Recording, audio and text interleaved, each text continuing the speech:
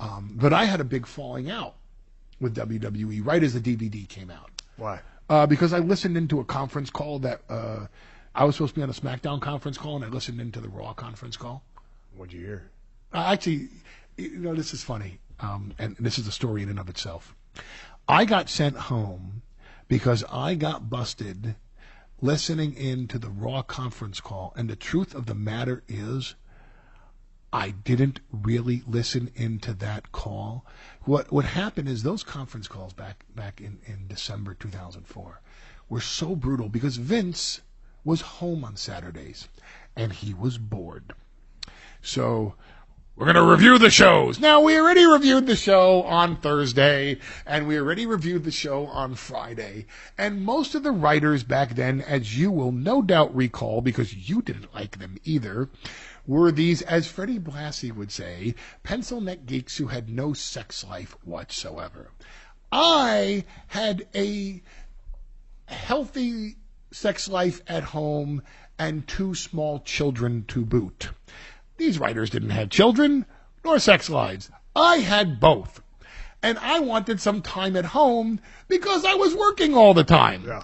So Saturday morning, to have a chance to take my children down to the park, which is at the back of the school, which is 5 minutes from my house, seemed like a blessing. But Saturday morning at 10 o'clock, the conference call would start.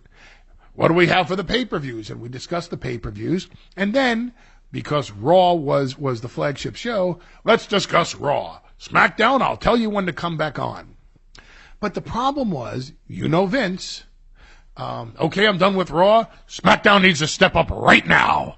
Okay, so Vince runs away to take a bathroom break for a minute or to grab a protein bar or whatever he's doing.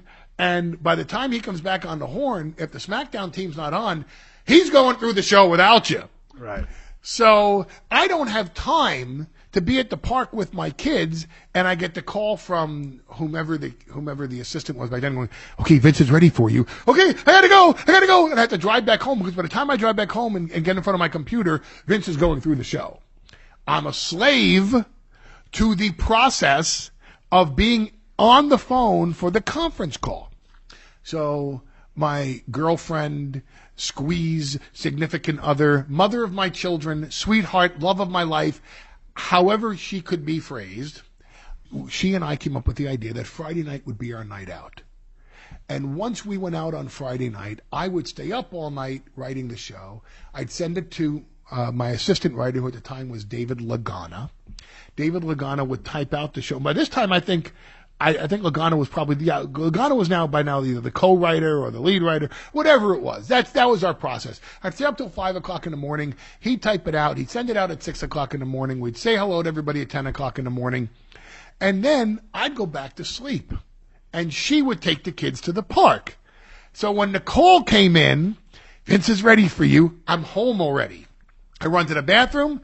I do my thing. I run downstairs. I pour my iced tea or my coffee or whatever. The computer's already on. I'm on the line. And one way to do that was when the 10 o'clock call would end, I wouldn't get off the line. I'd stay on the line. I'd put the phone back in the charger, and I'd go to sleep. And I'd have the phone on mute. Hey, you need it on the phone. I'm already on the phone. Right. I'm there already. On that particular day, when I put the phone in the charger, it was unplugged. And so the battery, after about 2 hours on the phone, dies. So Vince is on the line, and of course they're talking about the most sensitive subjects in the world. And this is back in November, and they're talking about Raw's contribution to WrestleMania. They're on a tear. They're actually booking this thing out to WrestleMania. So imagine how top secret this is. And all of a sudden you hear, click. And I didn't say my name. And they hear, blank has left the conference. And they go, oh my God, someone is listening in to our phone call. And they research who called into the call. And of course, that's Paul's number. So they come to me, and Stephanie was so angry at me because I was on her team, yeah, which made her look so bad to Vince. And Stephanie comes to me and she says, how could you do this to me? Do you know how angry my father is at me? How could you listen in to the Raw Call? I want an explanation from you. Look me in the eyes and tell me why on this day, December 3rd, 2004, you listened in to the Raw conference call. And as God is my witness, on my children, I swore to her, I didn't listen in. Because the fact was, on that particular day, I went back to sleep. And I didn't listen in to the Raw call. And I enraged her so bad. And Vince was so mad at me, and he was saying to me, look me in the face and tell me, just give me a reason why. Why would you listen in to the Raw call? And I would say to him, you're the guy that wants ruthless aggression. You want true competition within your company. Now, if I thought that Raw show was truly competitive with the stuff I'm putting on SmackDown, you damn right I would listen into that call. I would hack their emails. I would steal their mail. I would put a cup up against the wall if I knew you were having a meeting in the next room, and you damn right I would listen to the conference call, because you can't tell me that if you knew that Eric Bischoff and Ted Turner were having a conference call in 1997 and you had that code, that you wouldn't listen in. He goes, good, so you're going to tell me now that you listen in. And I said, Vince, I didn't listen into that call, because the fact was I didn't. And here's the part that they've never known ever before.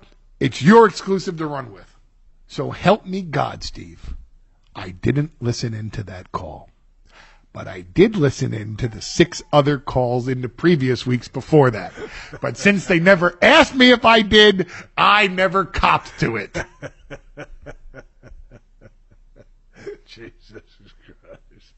You're a piece of work. So they threw me out after I did a casket match with Heidenreich and The Undertaker. Yeah. And The Undertaker tombstoned me and put me into the casket, which was my farewell.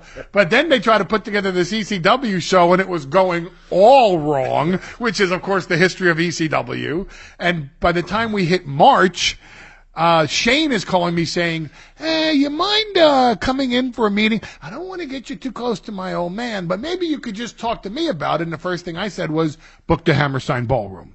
Don't go to the ECW arena. Right. And once they took a look at the Hammerstein Ballroom, they said, well, what's the show going to be?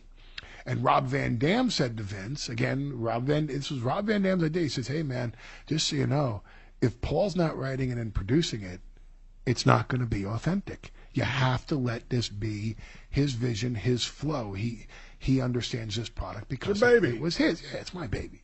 So Vince and I had I'm sure you've had these meetings, where you walk in the room and he goes, I don't know if this is going to be a hug or if we're going to be throwing around the furniture, And I always remember that was the thing with you and him, and when you guys saw each other in the hotel room in L.A. and my thing always was, well, at least it won't be a long fight, because he'd whip my ass really, really good. And the only hopes I had was, boy, I'm just wondering though if I just got in one lucky shot, what's he going to tell people? That Heyman got me, But I said, well, can we just do the hug? And instead of doing a hug, it was such a great Vince move. He gives me a handshake, and he says, let's see how the meeting goes before we do a huggy. And, here you have this big barrel-chested bodybuilder, and he's Vince McMahon, and he can whip my ass 15 times over.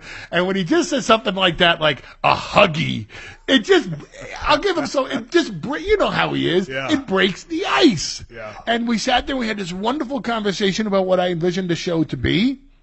And he said, I'm at TV Monday and Tuesday. I'm back here Wednesday. And classic Vince, they were in Phoenix or something that Tuesday, and he goes, I'll probably be back here around 4 o'clock in the morning. And you know me, I can't sleep. And that Monday night, I have to talk to somebody on Monday night after the show, so I won't have time to work out. So I'm going to miss a workout. When I come back, I'm going to work out till I puke. I'm going to work out till I puke.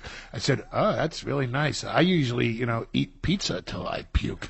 And he says, what are you doing Wednesday morning around 7 a.m.? And I said, I don't know, probably going to bed. And he goes, let's meet then, because I'll just be done working out, and I'll sleep sometime on Wednesday. And we met the next Wednesday because I was in the office at Wednesday 7 a.m. We actually wrote out the first version of the show, and from there they just kept me around enough to write ECW One Night Stand.